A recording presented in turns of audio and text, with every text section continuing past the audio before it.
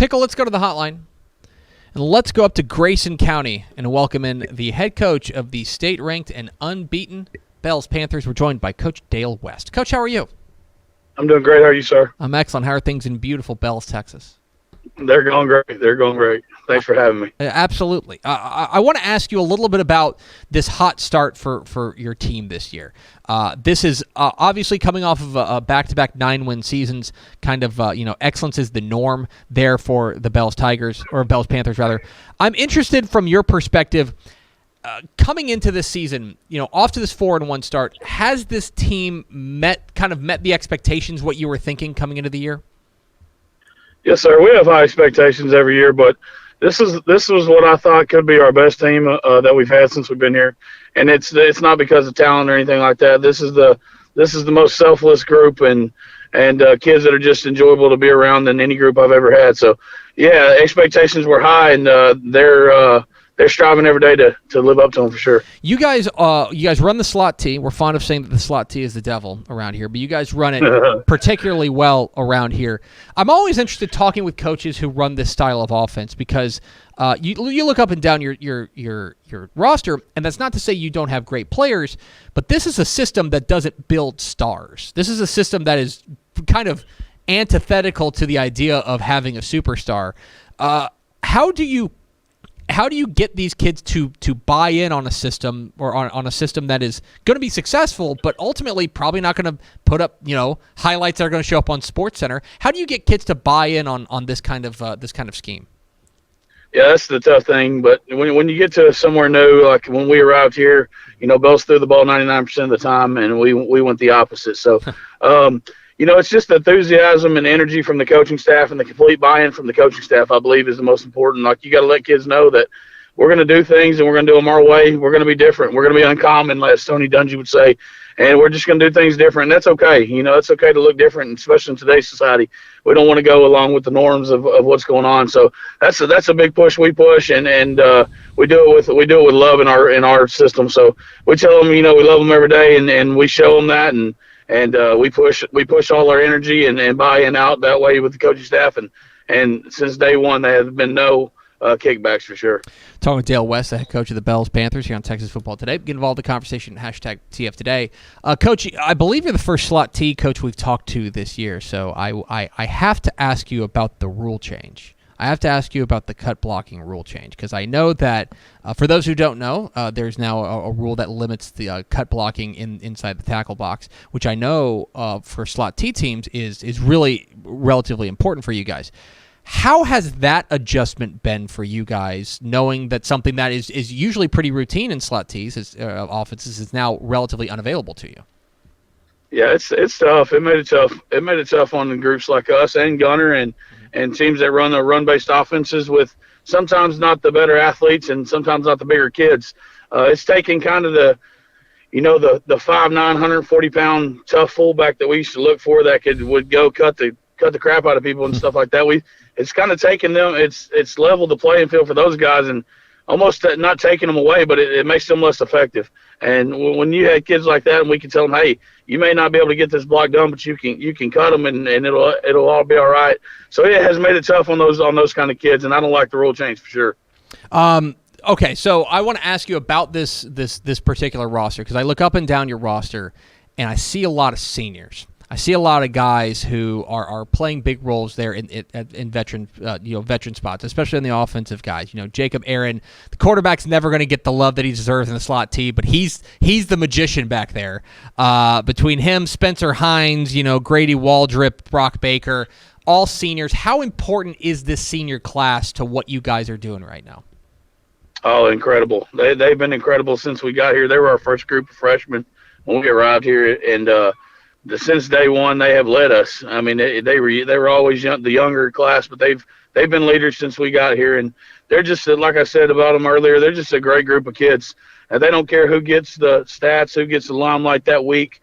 Brock Baker's, he's one of our better football players. He had 2 carries for 13 yards a few weeks ago, and you wouldn't have known it. He was just excited for everyone else. And when the other guys get in the game, our backups, they're more excited for them. So they just want to see overall success for the team, and that's what ultimately makes this group special. On the other side, your defense, it feels like has really picked up as of late. You guys off to a very strong start on the defensive side. What is working for you on the defensive side so far that has you off to this 4-1 start? Yeah, Coach Robertson, our defense coordinator, he does a fantastic job. He came over here with us when we got the job over here, and he was at Melissa for 15 years as defense coordinator. Does a fantastic job. Ultimately, I think how our defense has played so well is it goes back to the fundamentals. We're really running to the ball, flying to the ball, and tackling well when we get there. We've been off to a couple slow starts in a couple games this year, but once we buckled down, they hadn't scored the rest of the game. So they are playing extremely well, and it all goes back to the kids just to want to. I mean, defense is a big effort thing, and our kids are really putting forth the effort. Of course, it all goes down 7:30 p.m. Friday night, the big game. You guys, a lot of teams would love to welcome in the number one team in the state, and you guys get that opportunity. The Gunner Tigers come calling to Panther Stadium on Friday night. This is a team that I think it's fair to say has had Bells' number recently. I don't want to ask you to give away your game plan. I know you've been in the lab, but when you take a look at what you're up against on Friday night, what needs to happen for you guys to come away with the win? Oh, heck, when you say they've had Bell's number, they've had everybody's number. That is very true. Yes, sir. They're a great football program. I think we're their top three best coached football teams in the state of Texas. And year in and year out, it shows. They go out there against the toughest competition, and you can see it. Kids are really disciplined, play extremely, extremely hard. There's nobody taking plays off on their football field. And it's a credit to Coach Fazell and his coaching staff. We welcome it, man. We talk about every year closing the gap between where we were when we first got here to now, closing the gap a little more and more every year. And I think we've done that. And it's going to be fun to see where we're at. And we know the challenge, and we know who they are, and know the program they run, and we're looking forward to seeing where we're at. And finally, Coach, I do want to ask you a little bit about that. You're in your fourth year there at Bells, and you inherited a team that had gone 4-7, kind of middle of the road. You guys have won 9. You guys have had 3 straight 9-win seasons. Before you arrived, the last 9-win season was back in 1997. What was it? Can you put your finger on exactly what was it that allowed you to help turn this program from, middle of the road to true contender so quickly? I think it was a combination of things. This is the opportunity to brag on our community. We have a fantastic administration here at Bells High School. Our academics are second to none. Just the way that the school is being ran is top notch. And I think that kind of culture bleeds down. And it was just a good combination of things. I think the system that we brought in, Coach Ponder did a great job before we got here. He had his system. But we do things different, and we got in here and put our stamp on it. And we just happened to run into a great group of kids. Our kids here are, like I said, they're fun to be around, and kids that I like to spend my day with. So I think it was just a combination of everything. Like I said, I think this is a great place. We're going to make it our home for the foreseeable future. Me and my family. So this is just it's a great combination of things, but second to none, our administration is top notch. He's Dale West. He's the head coach of those state-ranked Bells Panthers who welcome in Gunner on Friday night. Coach, we sure appreciate your time. Congratulations again on the fantastic start, and best of luck tomorrow night. Thank you so much for having me. Absolutely. There he goes. Dale West, head coach. The Bells Panthers joins us here on Texas Football Today. I had the graphic wrong. They're 4-1. They have a very narrow loss. I want to say maybe last play loss to Whitesboro in week 2. Oh, man. That's a good Whitesboro team too. Yeah. No, this team's interesting, and it's interesting because we joked about how quickly this game's going to go because these are 2 run teams. Oh yeah. They're going to keep the ball on the ground. I don't have stats. I don't think I have stats for Gunner. I know the only stoppage time is going to be when there are points scored. That's it. I know that.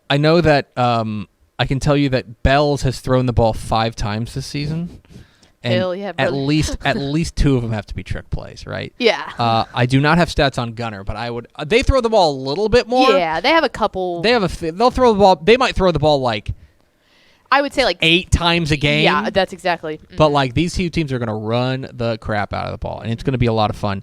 And which really at that point puts a lot of pressure on the defense to come up with the crucial stop. He mentioned because I said they've had their number, so I've got Max Preps pulled up. I do know it only goes back to 2004. I know Gunner's 12-0 against Bells since 2004. Well, I would need to do some more digging to figure out exactly when the last time Bells beat Gunner, but Gunner's got really had Region 2's number. But this is an opportunity, I think, at home in front of what's going to be a big crowd out there at Panther Stadium to kind of send some shockwaves. Yeah. So and like you said, all 4 years they've just been trying to close the gap, and it's like, well, that Here's you're your chance. you're getting close. get your chance. Anyway, we appreciate Del West hopping on with us.